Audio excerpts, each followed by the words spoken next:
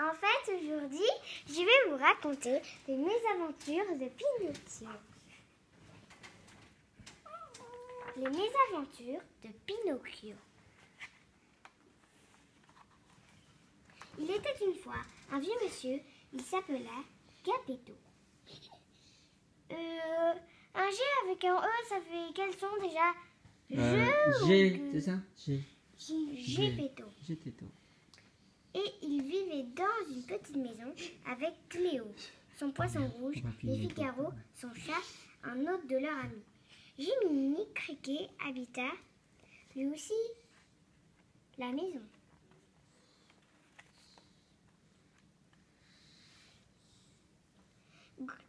Geppetto savait travailler dans le bois toutes sortes d'objets étonnants. Un matin, il sculptait une marionnette si réussie qu'elle ressemblait tout à fait à un petit garçon. Il s'appelait Pinocchio. Comment je voudrais que Pinocchio soit vraiment un petit garçon, soupirait Geppetto. J'aimerais tant avoir un fils. La fée bleue entendit le vœu de Geppetto. Le même soir, quand tout fut endormi, elle vint dans la maison du trésor de bois. Elle toucha Pinocchio et sa baguette magique. Et soudain, la petite marionnette devint un véritable enfant vivant. Mais savez-vous quel fut le premier geste de ce garnement? Pinocchio essaie de sortir hors de son bocal Cléo, le poisson rouge. Non, Pinocchio, non, crie Jiminy Cricket. Laisse ce poisson rouge à sa place. Le bruit réveille Geppetto. Il ne peut pas en croire ses yeux, sa marionnette de bois est vivante. Elle chante et elle danse. Le vieux monsieur est tout heureux. Il serre Pinocchio dans ses bras. C'est mon enfant à moi, dit-il, mon garçon de bois.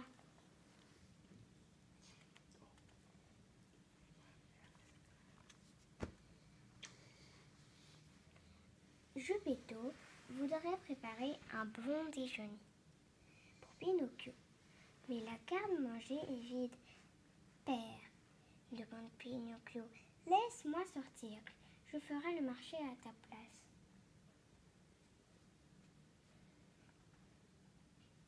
Quel bon petit garçon tu es, s'exclame Geppetto.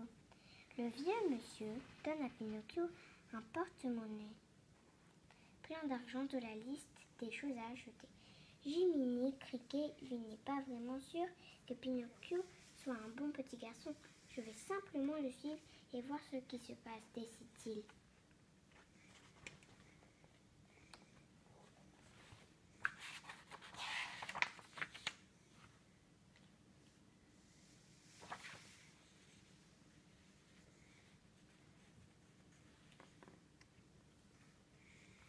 Et l'ami, dit Lampric, qu'est-ce que tu as dans ta main? De l'argent, répond Pinocchio. Je vais faire le marché. Achète des bonbons, c'est bien meilleur, conseille Lampric. Pinocchio supplie Jiminy Cricket. N'écoute pas Lampric, mais Pinocchio fait le sourd sur Lampric et entre dans une confiserie.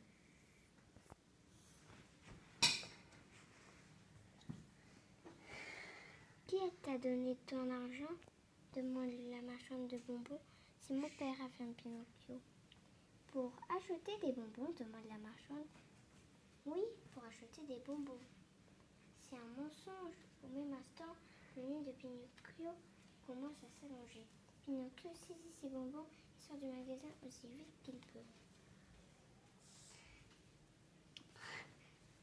Laisse-moi porter le sac, propose Lampric. Je suis plus fort et plus grand que toi.